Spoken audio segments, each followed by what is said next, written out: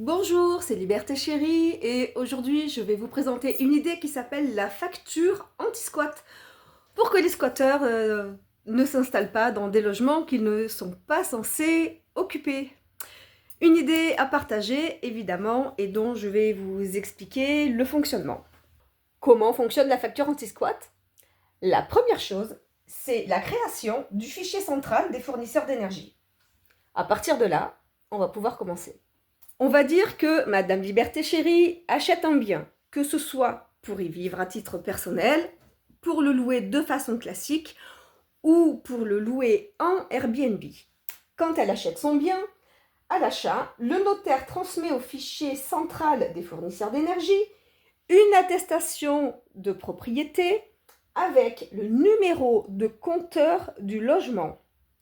Et il transmet cette information au fichier central des fournisseurs d'énergie. Liberté Chérie a donc, elle aussi, le droit d'avoir accès à cette plateforme pour aller y stipuler si elle y vit, si elle y met un locataire et pouvoir fournir le nom, le prénom du locataire et y mettre sa pièce d'identité pour que le fichier puisse vérifier en cas de demande d'ouverture si la personne correspond bien. Ou pour dire, je vais le mettre en location Airbnb et ce ne sera jamais la même personne qui y logera. Ceci a toute son importance pour la suite. Le fichier central des fournisseurs d'énergie serve. Il répertorie les propriétaires qui se font connaître via leur notaire. Ceci pour éviter que des faux documents créés par IA puissent y être envoyés par n'importe qui. Avec une double vérification notaire-propriétaire pour éviter, là encore, les fraudes ou les erreurs. Les propriétaires y déclarent leurs locataires de façon nominative. Donc le fichier central des fournisseurs d'énergie réceptionne également les demandes d'ouverture de compteurs qui viennent par les fournisseurs d'énergie. Admettons, M. Pasquale loue un bien, il fait la demande à son fournisseur d'énergie, qui lui-même va faire la demande auprès de ce fichier central. Est-ce que c'est bien M. Pasquale qui est désigné comme locataire de ce bien?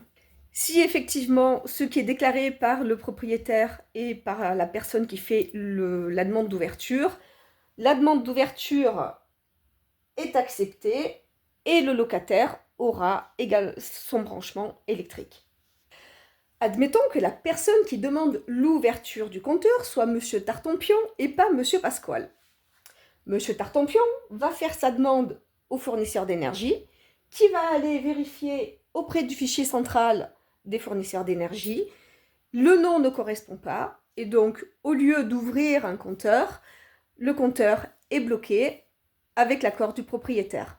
De même, pour un logement qui serait identifié comme étant loué en Airbnb, une ouverture de compteur serait donc impossible, puisque à vérification pour une demande, étant identifié en Airbnb, les propriétaires seraient donc prévenus et les compteurs seraient bloqués. Voilà, de même, sur la facture, il serait normal de retrouver le nom et l'adresse du propriétaire du bien et le nom et l'adresse du locataire. Puisque si les fournisseurs d'énergie estiment que le propriétaire a autant le devoir de payer des factures que le locataire ou que la personne qui vient squatter, il serait normal que le propriétaire soit également cité sur les factures. De même, avec cette double facturation, on va dire, le fait que le nom de la personne qui y vive, qu'elle soit locataire ou squatteuse, y apparaisse, démontrera simplement le travail qui a été fait en amont ou pas par les fournisseurs d'énergie. J'espère que j'ai été claire. Je vais vous remontrer ensuite le schéma dans son ensemble.